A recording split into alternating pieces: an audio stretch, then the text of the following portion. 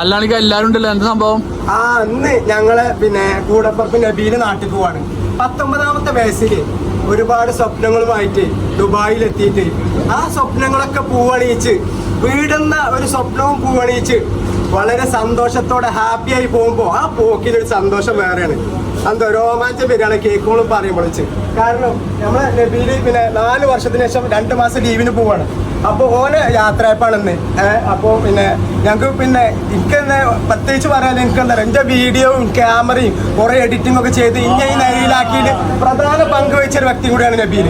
അപ്പോൾ ഞങ്ങൾ എല്ലാവരും ഒരു സന്തോഷമായ യാത്രയപ്പ് നൽകുകയാണ്, ആരാധകന്റെ യാത്രയപ്പ്. അപ്പോൾ എല്ലാവരും